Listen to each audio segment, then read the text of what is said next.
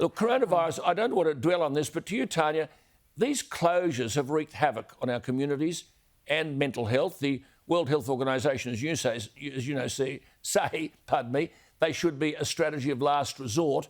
My viewers are furious, arguing that while private businesses die, public servants sleep. Tanya, who's been fired for the failure to properly contact trace the virus and prevent border closures? Well, this most recent outbreak is devastating, Alan. As you're saying, it's so very disappointing that we haven't got more of our population vaccinated now, because that really is the only way that we're going to keep our businesses open. It is devastating for the people of Brisbane.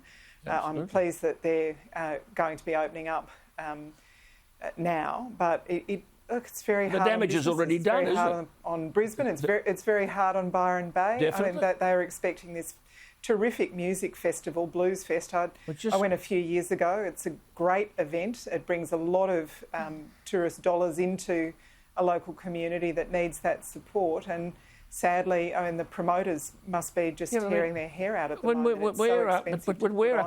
You're right. But I mean, Concetta, in all of this, no one's accountable. I mean, they blame everyone else. The Queensland Health Minister says vaccination rates are poor because Canberra hasn't given them enough vaccine. That's a lie. They've only used half of what they've been given. Then she said this is a vet death. They had to save some for the second jab. That is untruthful.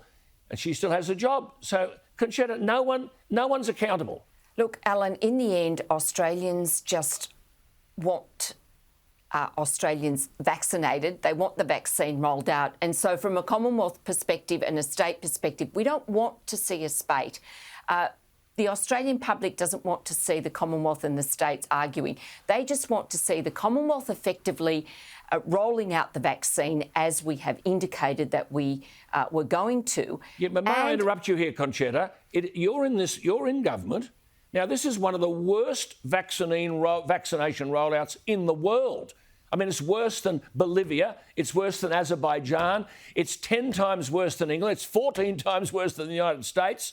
What the hell is going on? What we were promised hasn't happened. 2% of Australia vaccinated. Alan, you're absolutely correct. And whilst I appreciate that there can be difficulties, and this is a very large logistical exercise, I go back to the point, we undertook to effectively deliver to the states, and the states undertook to roll out the vaccine that they received. So I think it's really important. We've got CSL now having certified the first batch. Let's see this rollout. Let's see the rollout hit the streets and see Australians vaccinated as they should be. Tanya, let me come to you. The best result is WA with 62% rollout. Most of these states have only used 50 and a bit % of the vaccines. Isn't someone holding these people to account?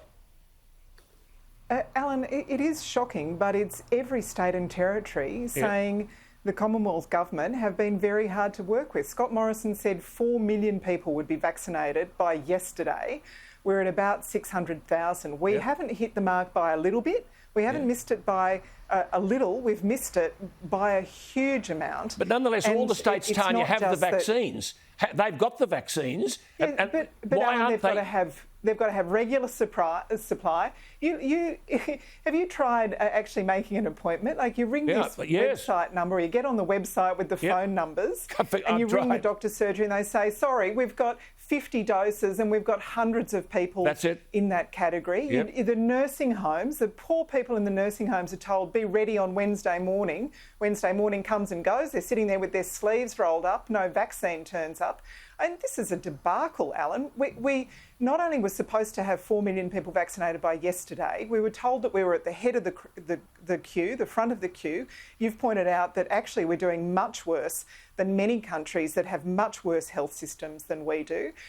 We were told that we'd be right with these two main providers, the Pfizer and the AstraZeneca. Why haven't we got deals with other providers? Why haven't we got other irons in the fire? Concetta, how do you answer those questions? From beginning to end, this has been a mess. Well, you can't argue against that. I mean, I talked about this last night. It was embarrassing. What the hell is being discussed within the government to repair what has been a conspicuous failure on the promise that was made to Australians? Well, Alan, the reality is that we haven't rolled out the vaccine as we have indicated that we would. There have been some logistical issues. Now, I think from a Commonwealth perspective, the important thing is the Australian public expect the vaccine to be rolled out, and I think that it's incumbent on all governments to get on with their respective responsibilities.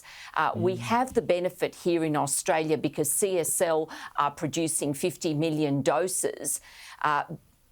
And therefore, we have now created this expectation that Australians will be vaccinated and vaccinated quickly. And I think it's incumbent on the Commonwealth now for us to get on with it. Well, someone doesn't know what's going on because doctors are writing to me and saying it's impossible. Look, let me just get on to something else. Tanya, I've had a lot of emails re your response last week about men's behaviour and the speech you made in the Parliament condemning men, and rightly so, on the instances you cited, Janine Balding and Anita Cobby. But people are angry that you gave the impression that this is all men when the behaviour is associated with a very small minority, and they're asking, what are your solutions? Do you concede that we're talking about 1% of men, and what is the answer, rather than identify the problem? Well, Alan, I grew up with a beautiful, gentle, gorgeous father that I adored. I'm married to a beautiful man that you know very well. My question. I've got two lovely sons, two lovely brothers. This is not about men versus women. This is about people who don't want rapists and wife beaters. Yeah, no, but hang on, Tanya. 1% of men. 1% of men. Why do we demonise all men? Alan, I'm not sure that you can. No, we don't. Who does? I have never done that, Alan. No, but I'm just saying this is the image that's out there. That you're at risk at university of being raped. You're at risk of university of being raped because all men are rapists. Someone's got to dismantle this. And what are the answers to this? Well, I mean, the records Alan, state... I don't think any... The records state that these people come from people with criminal records. And criminal records derive from a lack of people in poverty and so on. How do you repair the problem? OK, Alan, first of all, that's not right. Sadly, people who sexually assault women or engage in domestic violence come from all walks of life and all backgrounds. And 1%. When you talk to the police about 1%. The amount of time and energy they have put into sexual assault and domestic violence, they will be the first to say, we don't want these people on the streets. Yeah, okay? We don't want wife beaters and rapists. Everyone agrees. Everyone agrees that we should oppose that violence. But I'm just saying we're demonising men. Concetta, I mean... No, we're not. No, we're not, Alan. Well, that's the perception that is out there. I'm the last person to say that. Well, I don't know why people would have that idea, Alan, because I've never said anything like that. I'm just saying this is the perception that's out there. I mean, Concetta, are we proposing the dismantling of the presumption of innocence? Well, can I just say group punishment for the responsibilities of individuals will never work in any society. We have a well-established legal system where the presumption of innocence is the basic tenet of our legal system. And we must respect that presumption of innocence, irrespective of what the crime is. We need to respect that because otherwise we are just, our society will flounder if we do not respect those very important tenets of our legal system. OK, look, we've got a lot to discuss. It's good to talk to you both always. We do appreciate the contributions you make. Finally, have a wonderful Easter, a blessed Easter, and love and best wishes to both of you and to your viewers as well. Thank you. And Thank to you so Connie, much. as well. Happy and holy Easter to everyone. That's lovely wishes. Thank you.